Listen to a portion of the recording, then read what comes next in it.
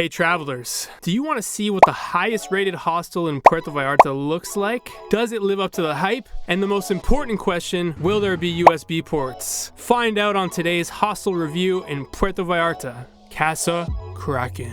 Casa Kraken is located right downtown, close to all major tourist attractions. You can walk to the Malecon in about 60 seconds flat. This hostel has a few big shortcomings, but location is definitely not one of them. It's absolutely perfect. On with the tour, let's go. Okay, we made it to Puerto Vallarta. We're gonna walk into Casa Kraken right now. It's absolutely very first hostel of the trip. Let's go.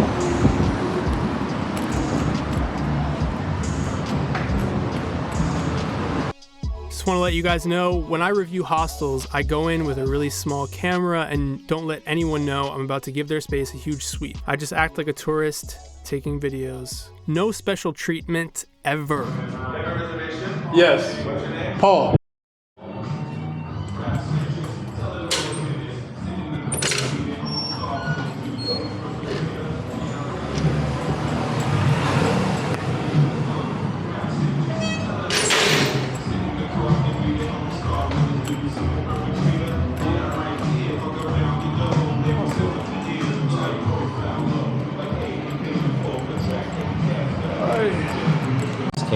Nice to meet you, bro. Okay. And then the middle one is for the actual bar. If it's Okay. locked or anything. I better not drink too much out here with 3 keys, bro. That's a dangerous play.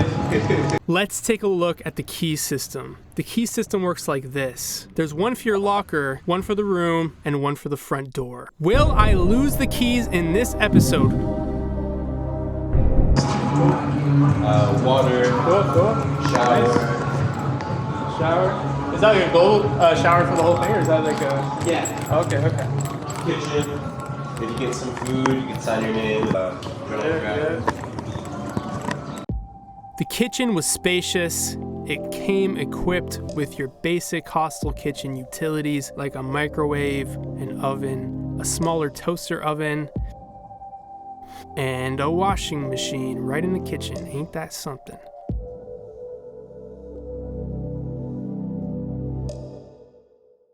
Just look at this beautiful mural outside the kitchen. The hostel is super colorful with a ton of character. Washrooms. Downstairs washroom is across from the kitchen. There's about 4 stalls available here and another 3 right above in the door you see on the right. I never actually had to wait for a washroom ever.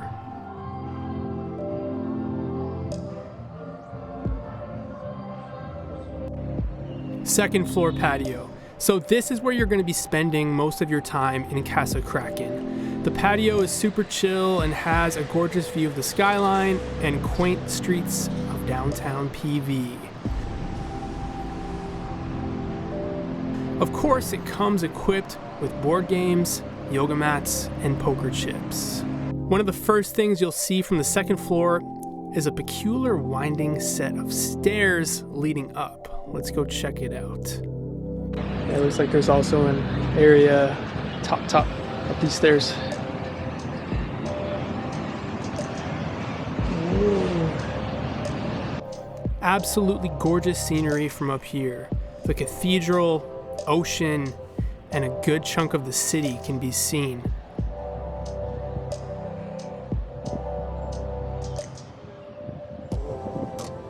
They also have a bar that's open most days during the week. Unfortunately for me, I always choose the best days, and they were closed for the 2 days that I was there. But it's all good because you can buy drinks at the front desk. And you do get a welcome drink, by the way. They got some Coronas. They got some Ronas for you.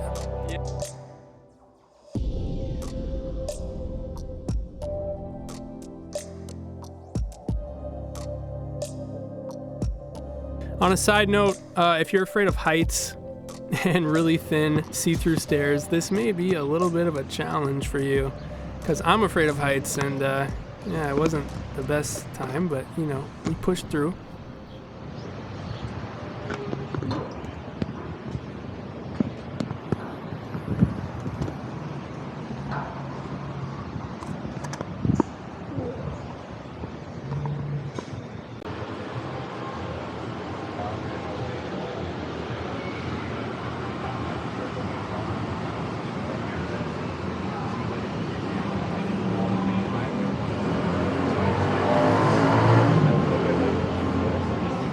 showers.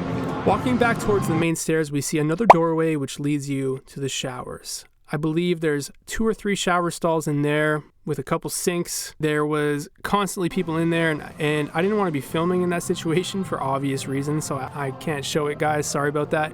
But they worked fine. There was soap and shampoo at the time. No guarantees on that one for when you come, though.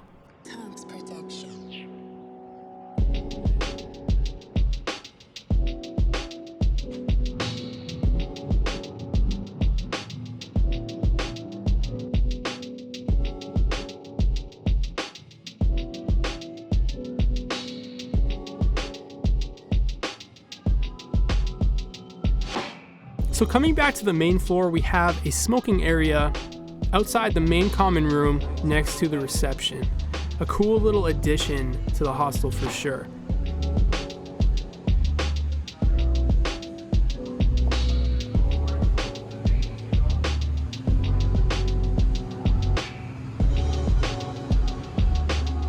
There's always some interesting things happening out here.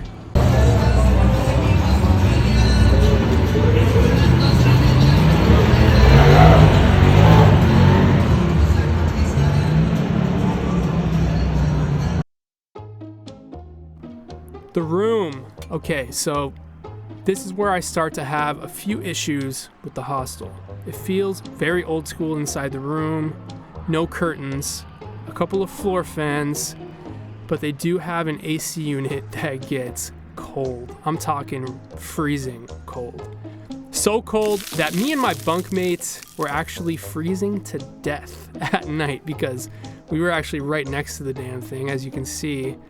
So during the day, the room is actually deadly hot, and during the night, it turns into a Canadian winter type of vibe, which makes sense because actually Canadians are all over the place in Puerto Vallarta. 90% of the guests at this hostel were some type of Canadian. I'm Canadian, if you guys don't know, I'm from Toronto, and we actually took over this hostel. We have standard hostel lockers with locks that are supplied by the hostel themselves, which you do have to lay a deposit down for, by the way. Being the dyslexic man that I am, on one of the nights I accidentally locked the keys inside of the locker with all my bags. I just kind of threw it all in there and shut the door, and this meant that I was absolutely screwed. I couldn't get back into the hostel after I left because all of the keys were attached to the one chain, so I was actually prepared to sleep on the stairs in the hallway. I'm currently locked out of the hostel because of this key system, and it's 1 in the morning. There's no one here, so I guess this is what's happening right now. But thankfully saw another guest from the hostel out front after about an hour, and he let me in, so big ups to him. So at Casa Kraken, this is one of the downsides, is there's not always someone at the front desk waiting for you. So I think they leave at about 11 p.m. So after that, you're pretty much screwed. You need to keep these keys on you, so that's a bit of a downside with this particular hostel. The other issue that I have with this room, particularly my bunk, there was no charging ports anywhere close by. My neighbors had one, and there were a few spread out, but nothing super easy as a modern hostel would have. So I had to charge my stuff at breakfast on the second floor patio every day. So the hostel writes all of their daily and weekly activities on the chalkboard next to the front desk. And I can confidently say this hostel really does follow through with everything they write on the board. It's an extremely active and social hostel. Everyone does everything together. It's quite nice, actually. One of the days I was there, the plan was to go to a beach called Playa Mismaloya. It's about an hour away by bus and about 10 pesos each way. I've always lived in that home. I used to have like coffee service there. You just drive by like whatever. Like this is Niagara Falls. Like oh, we have another coffee here. And then some of the friends I met out west is oh, we're going to Niagara Falls. It's a completely different vibe here compared to the main beaches that are in downtown Puerto Vallarta. It's absolutely gorgeous. Feels very clean, and the water was very clear.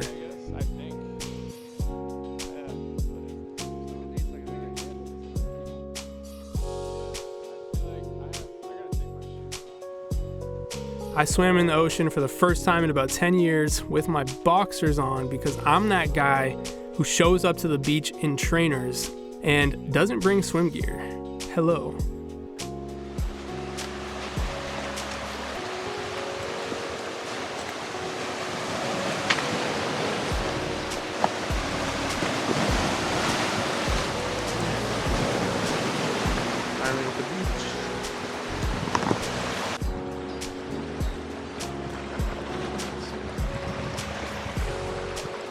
There were wild iguanas all over the place. These things are actually huge, by the way. Oh, iguanas. I got some big ones. You're looking at what's that? Came out. Yeah. He's part of the tourist attraction. He gets paid to be here. Is he real? So the next activity we decided to do, during the evening, I pitched the idea of hiking up to the main lookout in Puerto Vallarta called Mirador de la Cruz. Almost the whole hostel was down, and we all stepped out together and did the damn thing. My guys, you're clever. Looking charm. That's it.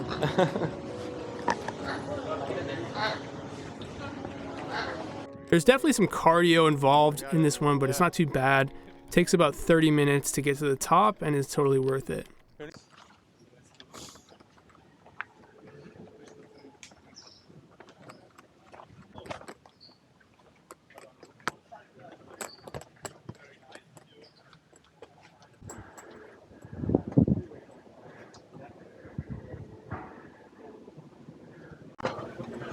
So, when you haven't had sleep for 3 days, it's a little tough. It's not that far.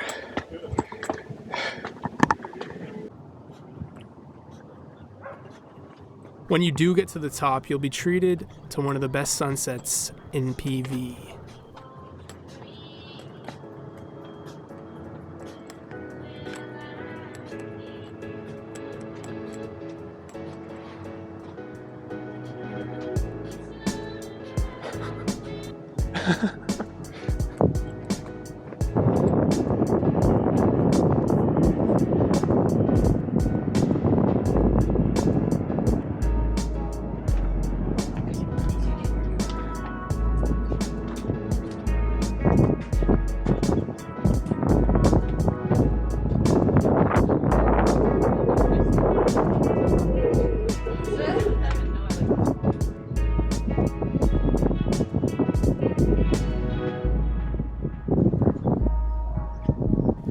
After the hike, we decided to get some food downtown, and one of the other Canadians recommended a small family-run restaurant called Buen Gusto. Is this the same place? Same place. Oh, hell yeah. And we were actually already here at one point, just 4 of us, on a previous day. We had the entire hostel with us, and we all wanted to go out to eat. And the first thing that we wanted to do was go to that really famous taco spot called Pancho's. But the line was absolutely out of control, so we said fuck it and went for the second time in the same day to Buen Gusto. We kept coming back with more people. This restaurant is an absolute sleeper. It's run by a local family that lives here in PV, and it's so good and so worth it. So make sure to check it out if you're around. It'll be free. There will be space. Chorizo, and the pork one that you got.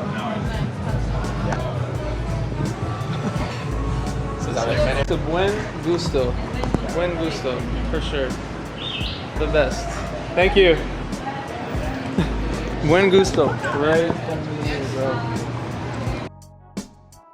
So the breakfast, I'm going to quickly touch on the breakfast here. No big deal, but the breakfast is free downstairs every morning, including coffee and juice. You can feel free to bring it to the patio and enjoy it with a view. There's also a water jug down here with filtered water that gets replaced quite often, so buying bottles is not really necessary. So let's get into the nitty gritty. Let's get into the price. This is where the deal gets really sweet. I paid a total of 23 Canadian dollars per night for 2 nights. A total of $45.54. I consider this an absolutely fantastic deal for what it is. Keep in mind, I believe this was either a Sunday or a Monday or a Tuesday. So off the Friday, Saturday hours, always keep that in mind. So it's always a little cheaper when you're not doing the big party days. Overall thoughts on Casa Kraken.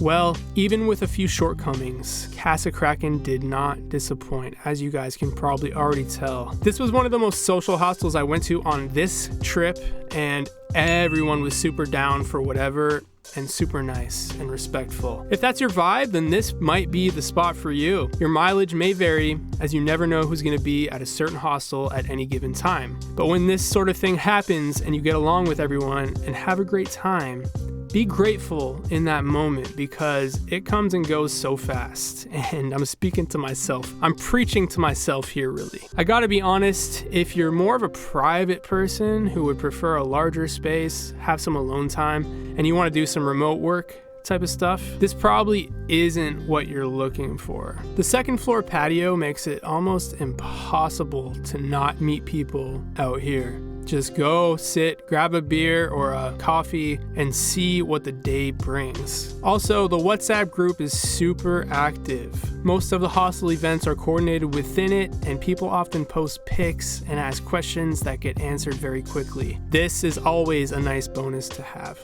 That's the end of the review of Casa Kraken. Make sure to check out my exploration video of Puerto Vallarta where I explore the city solo and get into a bit more details about what you should do and how long you should stay. Thanks so much for watching, guys. Be sure to like and subscribe if you got some value out of this video. I'm a new channel and could use the help. And actually, the next places on this trip that I will be going are Guadalajara, Mexico City, and Guatemala. So make sure to subscribe and stick around for that. A lot of crazy stuff happened that you're not gonna wanna miss later in this trip. So that's it for now. You guys have a great time. Book that trip, and I'll see you on the road. Take it easy. Goodbye. Later.